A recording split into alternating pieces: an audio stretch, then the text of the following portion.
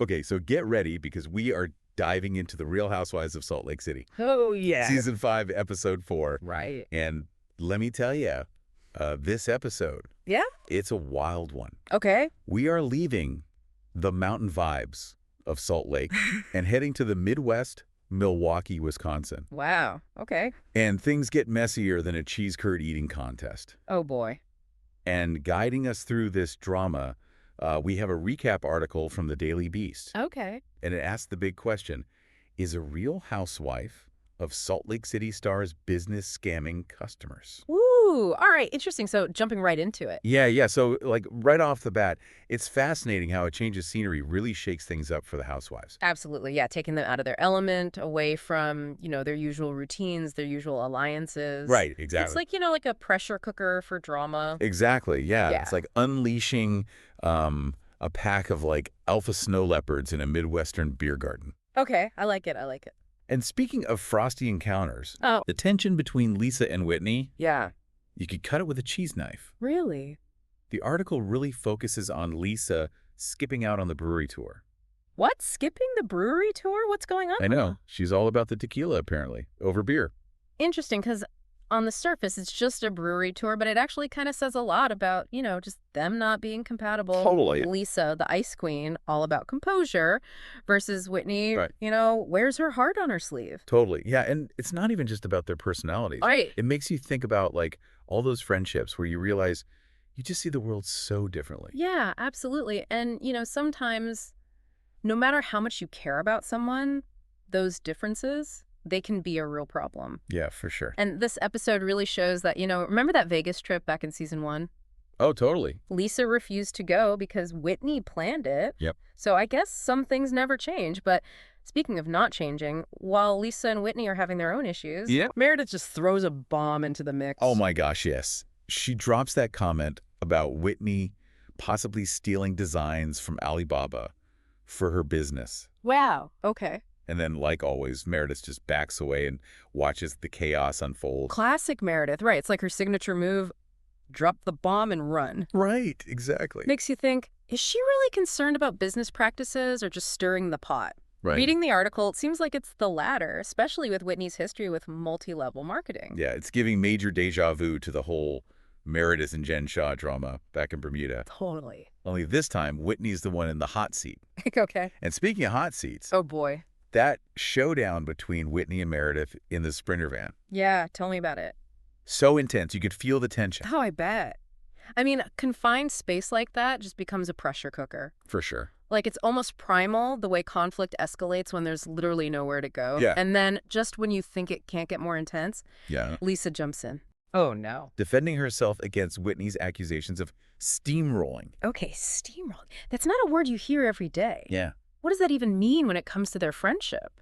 Well, the article talks about that feeling of being steamrolled, in conversations. Yeah. Lisa's very direct, almost too much, which can be overwhelming for someone like Whitney who's, more emotional. Right. The article even quotes Lisa saying, "You feel steamrolled when I come at you with facts."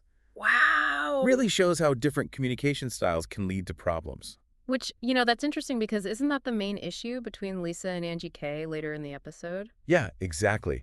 Angie's changed from being the sidekick to, like, well, I don't know if I should say this, but like a full-blown housewife.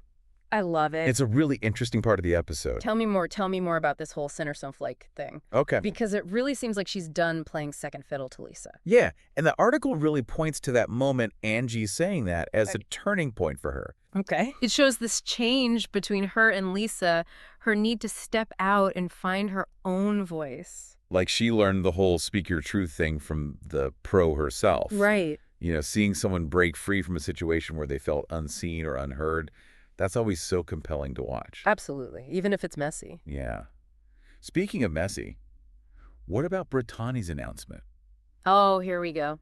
I swear, that relationship with Jared is like a broken carousel. Just goes around and around, but never goes anywhere.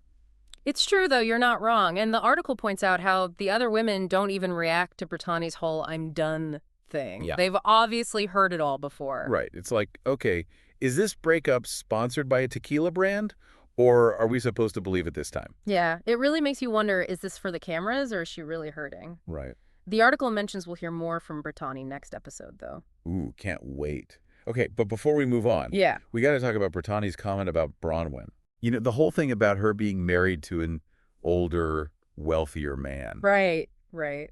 It's crazy how, like, a comment that seems shallow can really strike a nerve. Yeah, and the article talks about this interesting thing with Bronwyn. Like, she's studied how to be a housewife, Uh-huh, yeah. but she can't quite handle the unexpected drama. It's like she's playing chess, Right.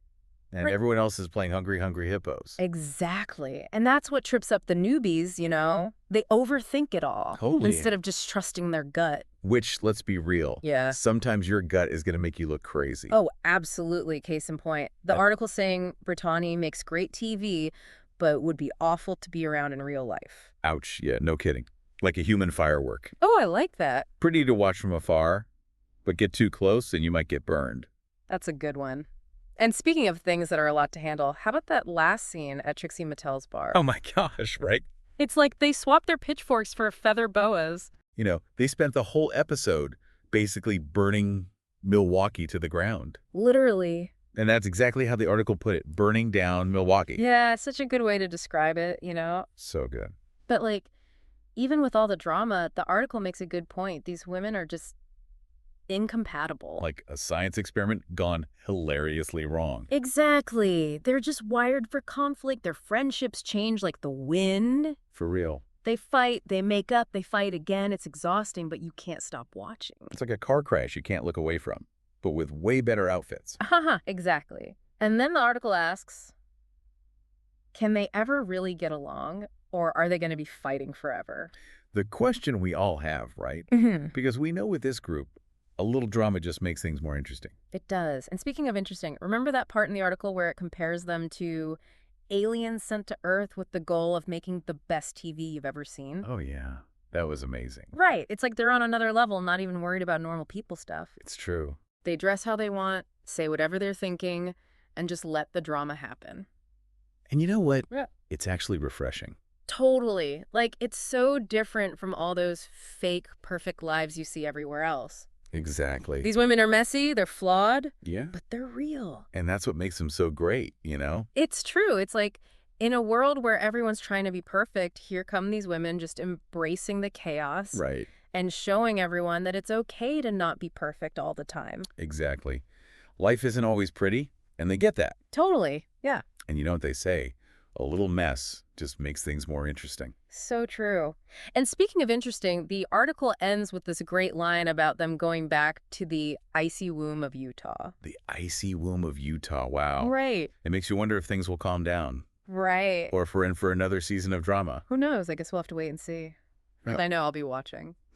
Same. You know, we'll be breaking down every little thing. Oh, absolutely. Every argument, every little look. Because that's what makes this show so good. It's true. It's a guilty pleasure, for sure. Totally. But honestly, in a world that takes itself too seriously sometimes, it's kind of what we need. I agree. A little bit of their brand of chaos is good for the soul. Right. So we're saying goodbye to the Housewives and their crazy trip. For now. But I gotta ask, what was the biggest thing that stood out to you from this episode? Ooh, that's a tough one. What made you laugh? What made you cringe? So much to choose from. Exactly. Think about it, let it all sink in, and be sure to join us next time when we'll dive into another episode of Reality TV Gold. Yeah, wait. Until then, stay curious, everyone.